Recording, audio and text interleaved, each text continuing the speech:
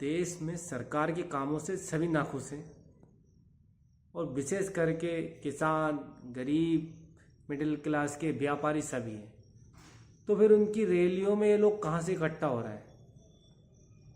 सब पार्टियों में हर कोई ना कोई रैली निकालता है तो लोग कहाँ से पहुँच जाते हैं? जब सब पार्टियों से लोग दुखी है तो फिर उनके पास लोग इकट्ठा कहाँ से हो जाते हैं? अगर आप खुद अगर दुखी हैं तो आप अपने घर को ही टोकिए ना। आपके घर में जो व्यक्ति नेतागिरी कर रहा है, लोगों के साथ घूम रहा है, उससे बोलिए कि भाई मेरे घर में इतनी दिक्कत हो रही है और तू नेतागिरी करने फिर रहा है। लोग क्या है, मेन पॉइंट पे सोच के बस उठाई गिरी बातें कर देते हैं। बात ऐसे नहीं होती है। किसान को एक एक बात को सोचना चाहिए। गांव में हजारों किसान हैं जिनको इस वक्त दुख है कि हमारी फसलों का दाम नहीं मिल रहा है, या कीटनाशक हमें इस रेट पे मिल रहा है, या फिर बाकी चीज़ हमें इस चीज़ पे रेट पे मिल रही है। लेकिन वो क्या है, खुद घर पे इस मंथन को ना करते हुए बस कभी मीडिया के सामने आ जाते हैं या कैसे बात कर देते हैं कि हमें इतना दुख है।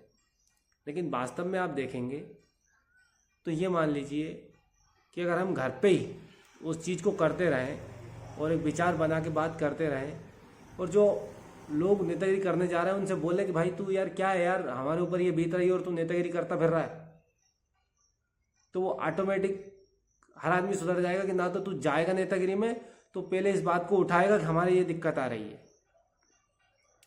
किसी फिल्मों में जो बताया जाता है वो रियल बात रहती है। 1975 में जब गेहूं की एमएसपी थी, उसका वर्णन जोली LLB 2 पिक्चर में किया गया है और बताया गया है कि गेहूं का दाम 20 गुना बढ़ा, लेकिन एक सरकारी बाबू का काम करने का सैलरी 150 गुना बढ़ा। क्यों बढ़ा? क्योंकि वो खुद सिस्टम में बैठे रहते हैं। उनने खुद अपनी सैलरी बढ़वा ली।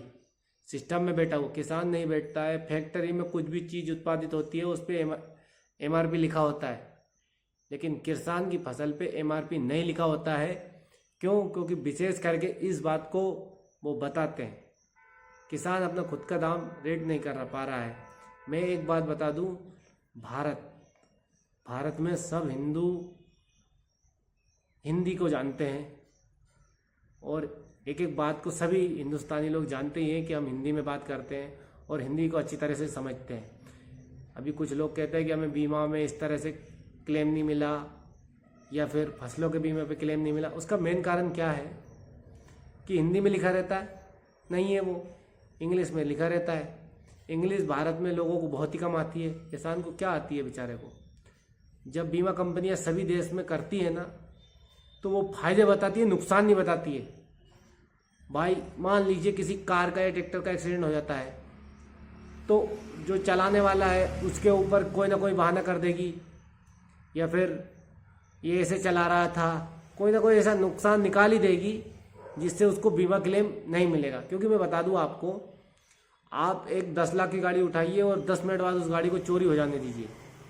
आपने बीमा 10 लाख का कराया था, लेकिन आपको फिर जब पैसा मिलेगा तो कम से कम 2 से 3 लाख रुपए कट के मिलेंगे। और आजकल तो गवर्नमेंट ने भी इतना प्रेशर करवा दिया है कि आए दिन देखो आप, इससे रोड पे चलने से पहले बीमा कराना जरूरी है। अरे भाई, जब हमारी चीज़ का सही दाम नहीं मिल रहा है, हमें नहीं कराना बीमा, तो नहीं करवा रहे। आप जबरदस्ती क्यों कर रहे हैं?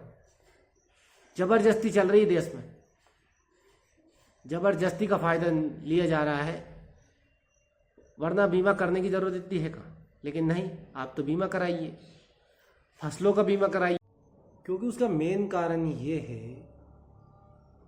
कि सरकार ने किसान गरीब होता जा रहा है। जब गरीब हो जाएगा तो पूरी ज़मीन बेच देगा, फिर बचा कौन? अमीरों का राज। किसान को ख़त्म करने के लिए पूरी योजनाएं बनाई जा रही है, सिर्फ छत छीन के कम्बल उड़ाया जा रहा है, जिससे किसान ढक भी नहीं पा रहा है।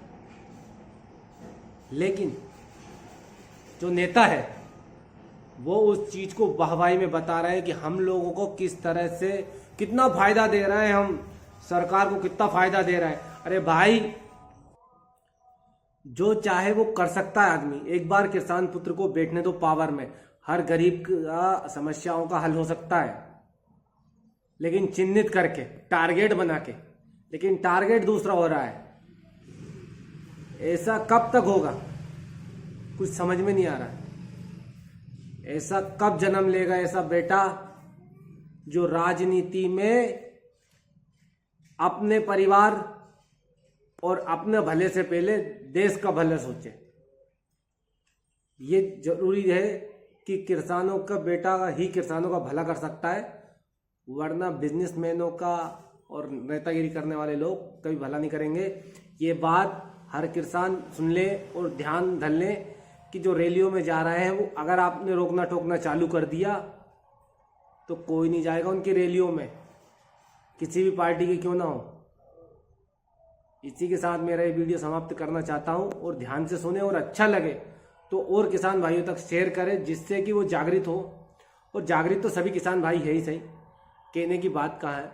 वो चाहेंगे तो गली मोहल्ले के सबके जो लोग हैं उन्हें रोकेंगे और बताएंगे भाई ये दिक्कत आ रही है, वरना आप इस हर चीज़ को भुगतिए।